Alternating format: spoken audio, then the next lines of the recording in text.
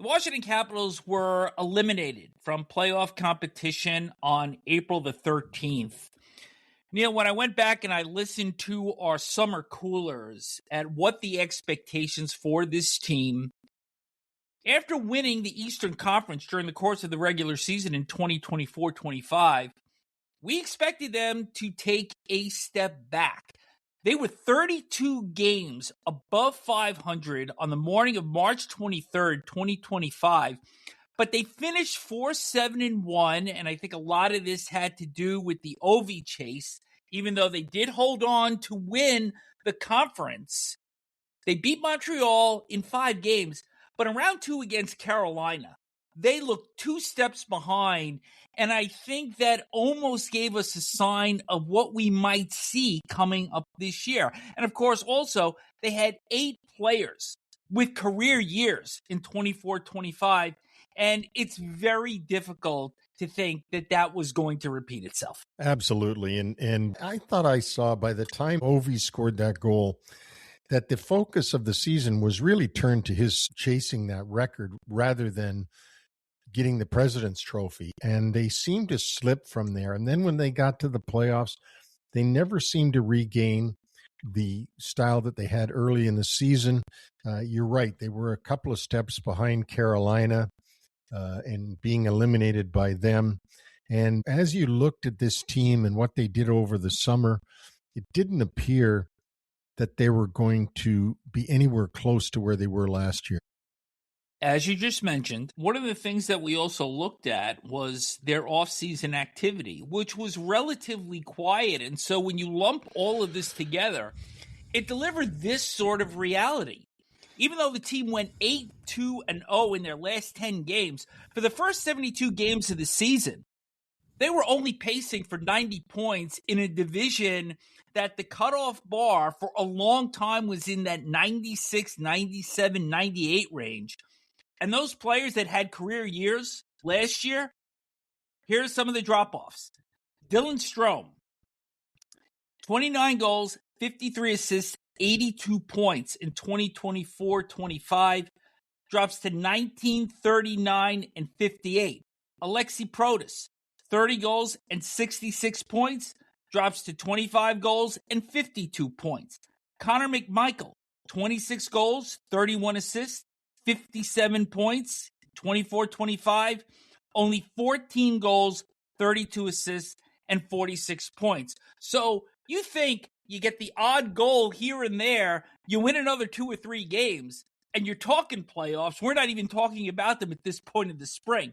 But, and I know you may need to be resuscitated for this, the big one here, the injury to Pierre-Luc Dubois, which limited him to only 29 games after playing every game in 24-25 in a season in which he had career highs with 46 assists and 66 points. And he was a big part of that team a year ago for the Capitals, and this season, as you said, was limited to 29 games. That takes a big piece out of the puzzle for the Caps. Players that kind of held their own this year, Tom Wilson, Jakob Chychrun, and Logan Thompson in goal. And I think we also saw some bumps from Ryan Leonard, finished with 20 goals, 45 points, and Justin Sourdif, who was acquired in a trade from Florida, who had 15 goals and 35 points. And I think Ilya Protas, Alexei's brother, who we saw late in the regular season, should be a regular in 26-27. But another area that the team dropped in was their special teams. The power play dropped from 14th to 25th, and the penalty killing fell from 4th to 15th. So these may not seem like enormous drops in the big picture of things, but when you take into account how close NHL games are, every little thing matters. And this season, Spencer Carberry and his troops just fell short. Yeah, they sure did. And they're not a young team, and they weren't a young team a year ago, but they were all pulling in the same direction a year ago and ended up, as you said, with career years for a lot of these players, and ended up almost winning the President's Trophy. Winnipeg ended up winning it, but it was just not to be this year. And now they enter the summer with the prospect of maybe not having Ovechkin next season. He still hasn't made his decision whether to come back or not. Here's the work ahead for GM Chris Patrick. The Caps have only 5 picks in the 2026 draft. They have 2 in the first round, their own and the one that they got from Anaheim in the John Carlson deal, but they have none in the second. That pick was traded to Florida in the Sourdif deal, and they have none in the third. They traded that to Ottawa in the Jakob Chychrun deal in 2024, and they also have none in the 6th round. That pick traded to Vancouver in return for forward David Kämpf. They have $4.4 million in projected cap space. Their UFAs, as you've noted, Alex Ovechkin, also forwards Brandon Duhaime and the aforementioned Kämpf. And on defense, Trevor van Riemsdyk and Timothy Liljegren. And their RFAs, Connor McMichael and Hendrix Lapierre. So when I look at this from the macro, it doesn't look like there's a lot of good room here for Patrick to maneuver.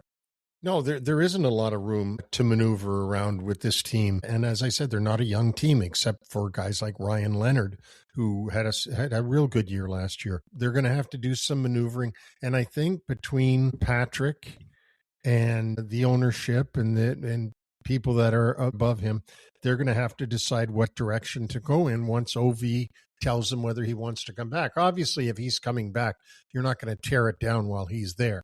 But if he decides he's retiring, you might have to tear it down like some teams have done to try to build it back up again. But if that happens, and clearly there is a fork in the road here, that the story has yet to be written, but I don't see this team having to tear it down to the nubs.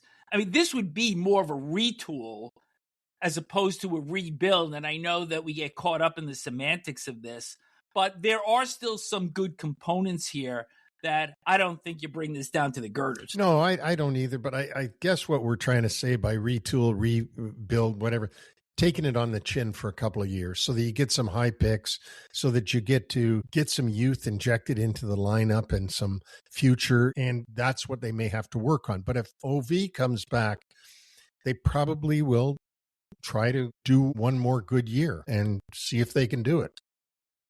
Could you see Patrick maybe taking an approach similar to the one that the Penguins took this year, where they got a bunch of parts? It all worked out for Pittsburgh, at least during the course of the regular season, and gave Crosby and Malkin and Letang another shot at the playoffs? Yeah, I could see that. I could see them doing that. I think that that's what they will do. But again, it all depends on, what Alex Ovechkin's going to do. And then from there, what ownership wants you to do when you're in management.